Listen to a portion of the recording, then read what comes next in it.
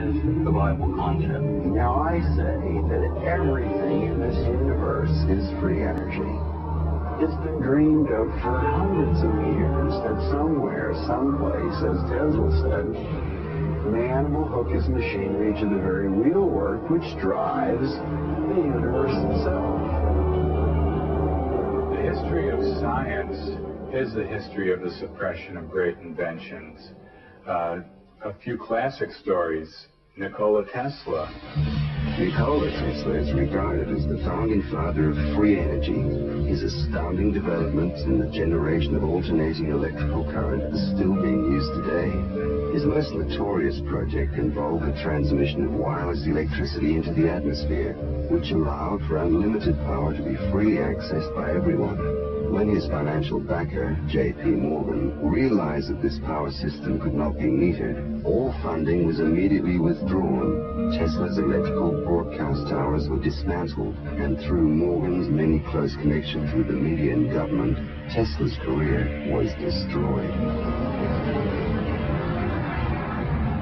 In 1977, Bruce De Palma unveiled the first prototype of the N machine, an electrical generator which uses rotating magnets to generate up to 5 times more power than it takes to drive it. I know about the fact that the Japanese government and the Indian government have ongoing projects to produce N machines for domestic power.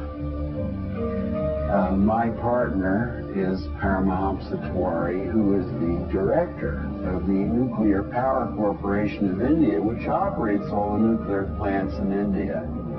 In late 70s, I learned from Bruce De Palma that he had carried out certain crucial experiments by rotating electromagnets. Tiwari tested a prototype based on De Palma's N machine under laboratory conditions. The results were deemed too impressive, causing disbelief and suspicion among conservative government officials and the power consortiums that backed the project. Tiwari was forced to abandon the project completely.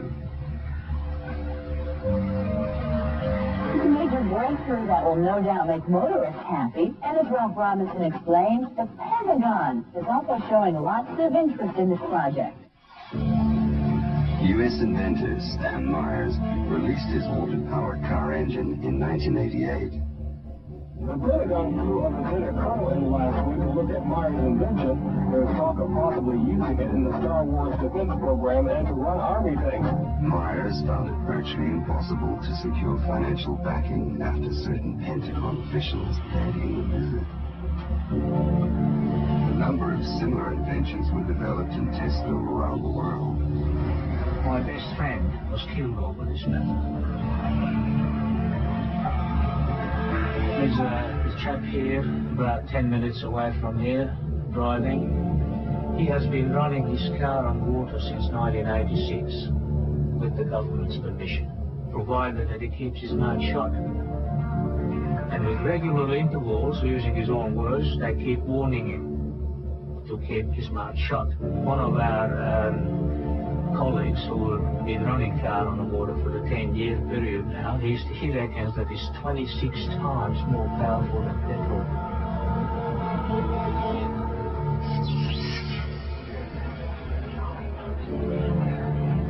If you invent a better mousetrap, you know, the world may be to pass to your door. If you invent a free energy machine, there'll be a path beat to your door, but you don't want those people there. One of the pivotal people that I encountered early in my career was Edgar Mitchell, the astronaut. Edgar J. Mitchell, an Apollo mission astronaut, founded the Noetics Institute in Southern California. The Institute's charter was supposedly to develop alternative energy systems by attracting inventors from all over the country. Mitchell became extremely interested in De Palma's N machine. He made De Palma a paltry offer to buy out the invention, which De Palma naturally refused. He said to me that if I ever tried anything on my own in California, I would get my head blown off. So I was scared to death. The CIA operates through various very innocent-looking fronts to find out what people are thinking and what they're inventing. Now, what's more innocent than the Denying Institute founded on transcendental principles to help New Age inventors bring free energy into the world? And that situation still exists in the United States today, where the person that really understands what's going on just can't get their idea out because the alternative science and medical fields have been co-opted by the intelligence services. And he converted this little engine to run on water. This is many, many years ago. And he used it for several years. And somehow the news got out, and one day he got visitors, and he was told to dump the engine or else. 3 weeks later, the man was dead. And the coroner's finding was that he fell off the back of a train. He was drunk. Now, it happened that he didn't drink.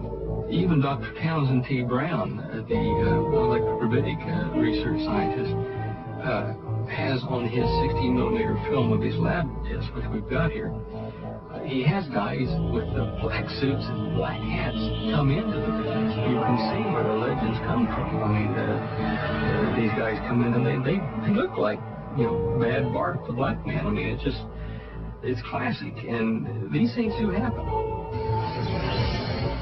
There is no progressive science in a world where every scientific idea is evaluated for its military potential.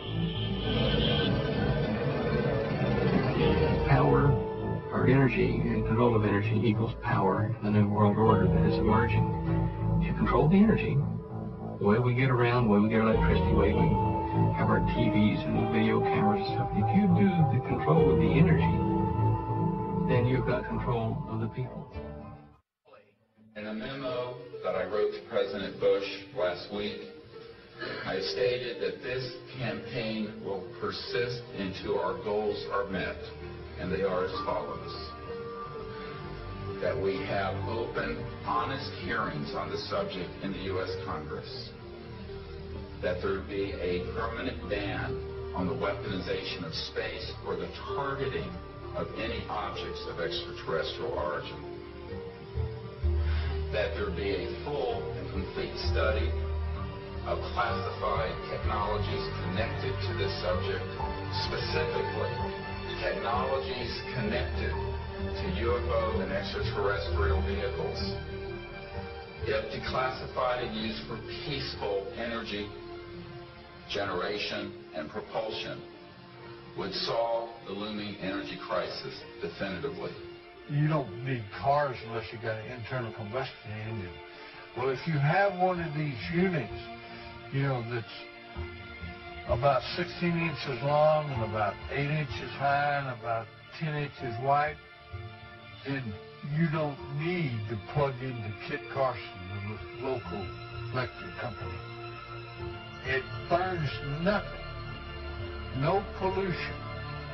Okay? It never wears out because there's no moving parts.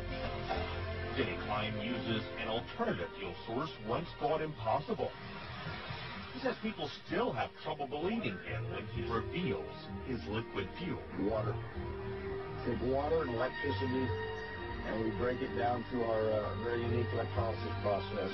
Klein has just patented his process of converting H2O to HHO, producing a gas that combines the atomic power of hydrogen with the chemical stability of water. It turns right back to water. You see the water running off of it. Klein originally designed his water-burning engine for cutting metal, thought his invention would replace volatile acetylene in welding factories. And then one day, as he drove to his laboratory in Clearwater, he thought of another way to burn his HHO gas. On a 100-mile trip, we use about 4 ounces of water. Klein says his prototype 1994 Ford Escort can travel exclusively on water, though he currently has it rigged to run as a water and gasoline hybrid. Simply speaking, it could change the world by reducing our dependence on fossil fuels. These are equivalent to our... Pete Dominici is helping Klein take his hydrogen technology patents from a two-room office in Clearwater to consumer markets around the world. You know what? Microsoft came out of nowhere, came out of the garage. Why not hydrogen technologies? The duo is already in negotiations with one U.S. automaker and the U.S. government. Their plans have grown from basic welding with water to powering the entire world from the safest and cleanest fuel on Earth. Members of Congress recently invited Denny Klein to Washington to demonstrate his technology. Now his company is currently developing a hover for the U.S. military that can run on both water and gasoline. I have concluded that it's based on a few people making a lot of money and gaining power. We have cartels. We have a whole set of cartels in an area, interlocking corporations, and behind this we have a few people who are quite wealthy and who own those things. It's about ego. Everybody's trying to be the big monkey. It's really as simple as that. Who's controlling the world? A lot of people think that Iraq, Iran, and so and so. They don't. They don't. We control it. Us, and the British interests, and the world interests. Well, some people refer to this the secret government. I would say that in terms of profiting from the status quo, big oil, there are certain geopolitical and financial infrastructures that would not welcome a definitive replacement to the fossil fuels. So what we get is the great Armageddon everybody's been dreading. The energy crisis going right now, in my view, will probably evoke a great Armageddon that we've all feared so long in about 2007. It's about a few people who really are playing an old, dangerous, costly game for their own pocketbooks and power struggle. People in power right now don't want us to know is that this free energy is available to everybody. We can tell, I will tell you, and we can prove this with other scientists who are ready to come forward, that we already have a complete replacement for any fossil fuels or ionizing nuclear power plants. We don't need them. We haven't needed them. Probably have not needed them since the time I was born. The, quote, cover-up of this issue that has been going on for the last 50 years is probably the biggest single threat to our democratic society. This is the greatest strategic threat to survival of the United States and, in fact, of civilization itself. It still bothers me that I've seen all this, I know all this, and like I'm walking around like with the answer and nobody wants to ask the question. I think it's time for us to act, to end this charade. It's definitely time to make this disclosure on this. It's been kept secret too long. One of the things that I'm upset about is that good people are forced to do illegal things. And I believe that this information should be given to the American public. It's the discovery of the lifetime of humankind, isn't it? To find out that we're not here alone. People are walking around in a daze. They have no idea what is going on. The fools may blow the world from other causes, don't misunderstand me, but they're going to blow it from this cause.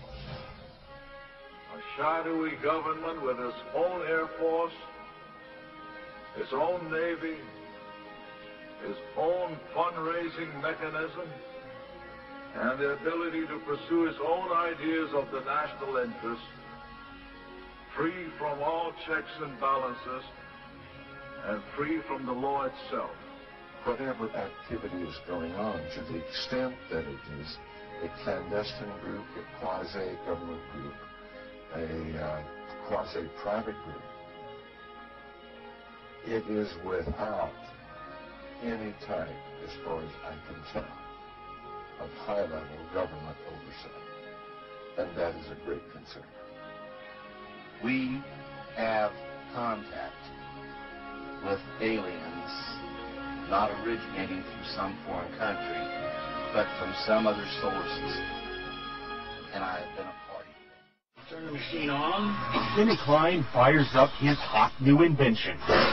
His machine emits a flame that feels only slightly warm to the touch. But watch what happens when he